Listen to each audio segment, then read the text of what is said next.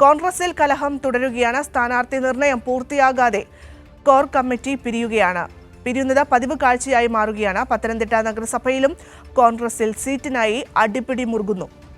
Suju T Babu തന്നെയാണ് വാർത്തയുടെ വിശദാംശങ്ങൾ നൽകുന്നത്. സുജു, സ്ഥാനാർത്ഥികൾ, അതായത് സീറ്റ് നിർണയവുമായി ബന്ധപ്പെട്ട് പലരും കൊഴിഞ്ഞുപോക്ക് തുടരുന്നുണ്ട്. ആത്മഹത്യക്ക് ശ്രമിക്കുന്ന സ്ഥാനാർത്ഥികളുണ്ട്. അത്തരത്തിലൊക്കെയാണ് മുന്നോട്ട് പോകുന്നത്. എന്തായാലും ഏകപക്ഷീയമായ തീരുമാനങ്ങൾക്കെതിരെയാണ് ഇപ്പോൾ പ്രതിഷേധം ശക്തമാകുന്നത്. സുജു,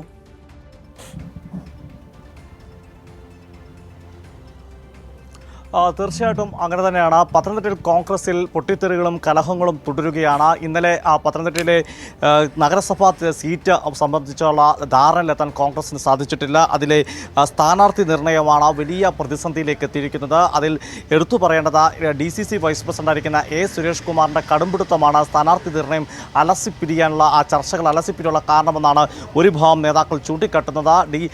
DCC പ്രസിഡന്റ് സുരേഷ് കുമാർ തൻ്റെ കുടുംബാംഗങ്ങൾക്ക് സീറ്റ് ആവശ്യപ്പെടുന്നു എന്നാണ് പ്രധാനപ്പെട്ട ആരോപണം. അതായത് സുരേഷ് കുമാർ തന്നെ ഈ കാര്യത്തിൽ കൂടുതൽ കുടുംബത്തിലുള്ള, അതായത് 10ാം വാർഡിൽ അദ്ദേഹത്തിൻ്റെ ബന്ധു അജീഷ്, 13ാം വാർഡിൽ അദ്ദേഹത്തിൻ്റെ ഭാര്യ മുൻ ചെയർപേഴ്സൺ കൂടിയ ഗീത സുരേഷ്, 18ാം വാർഡിൽ സുരേഷ് കുമാർ മത്സരിക്കണമെന്ന ആവശ്യം മുന്നോട്ട് വെക്കുന്നു. അതായത് ഒരു കുടുംബത്തിൽ തന്നെ 3 അംഗങ്ങൾ നഗരസഭയിൽ മത്സരിക്കണമെന്ന ആവശ്യം സുരേഷ് കുമാർ വെക്കുന്നതാണ് ഈ നഗരസഭയിലെ സ്ഥാനാർത്ഥി നിർണയം എങ്ങും എത്താതെ പോകുന്നതെന്നാണ് കോൺഗ്രസിലെ മറുഭാഗം ആരോപിക്കുന്നത്. എന്തായാലും ചേരിപ്പോര് ശക്തമാണ് കോൺഗ്രസിൽ. അതിൻ്റെ ഒരു പ്രതിഫലനമാണ് പത്തനംതിട്ട നഗരസഭയിൽ കാണുന്നത്.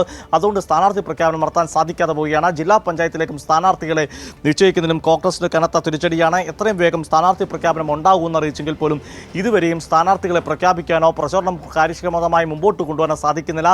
ഇന്നലെ സ്ഥാനാർത്ഥി നിർണയത്തിൽ നിന്ന് ഒഴിവാക്കപ്പെട്ടു എന്ന് ആരോപിച്ചുകൊണ്ട് പത്തനംതിട്ട ബ്ലോക്ക് പ്രസിഡന്റ് റെജീസ മാത്യു രാജിവെച്ചിരുന്നു കോൺഗ്രസിൽ നിന്ന്. കോൺഗ്രസിൻ്റെ ബ്ലോക്ക് പ്രസിഡന്റ് സ്ഥാനം തിരുവല്ലയിൽ Thomas Koshy Thiruvalla block president സ്ഥാനം രാജിവെക്കുകയും ഒരു വാർഡിൽ 38ഓളം പ്രവർത്തകർ രാജിക്ക് ഒരുങ്ങി നിൽക്കുകയും സാഹചര്യം ഉണ്ടാകുന്നു.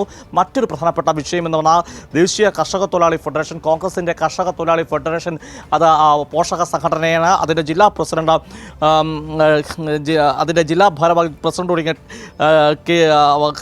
തട്ടേൽ ഹരികുമാറാണ് AICCക്ക് കത്തയച്ചിരിക്കുന്നത്. AICC ജനറൽ സെക്രട്ടറി, അതുപോലെ KPCC president K Sudhakaran MP തുടങ്ങിയ ആളുകൾക്കെല്ലാം തന്നെ കത്തയച്ചിരിക്കുവാണ്. അത് ജില്ലാ പഞ്ചായത്ത് കുടുംബം ഡിവിഷനിലെ സ്ഥാനാർത്ഥി പ്രഖ്യാപനം പോഷക സംഘടനകളൊന്നും ആലോചിക്കാതെ നടത്തിയിരിക്കുകയാണ്, അല്ലെങ്കിൽ തീരുമാനത്തിലെത്തിയിരിക്കുന്നു. അത് പുനഃപരിശോധിക്കണമെന്നാണ് ഈ കത്തിൽ പറയുന്നത്. മാത്രമല്ല, ഇതിൽ പഴകുളം മധുവും അതുപോലെ ആന്റണി MPയും അനാവശ്യമായി വാശി പിടിച്ചുകൊണ്ട് ആ കുടുംബം ഡിവിഷൻ സീറ്റ് പാർട്ടിക്കെതിരെ പ്രവർത്തിച്ച ആൾക്ക് നൽകി എന്നുള്ള ആരോപണമുണ്ട്. എന്തായാലും പത്തനംതിട്ട ജില്ലയിൽ കോൺഗ്രസിന് സ്ഥാനാർത്ഥി പ്രഖ്യാപനം വൈകുകയാണ്.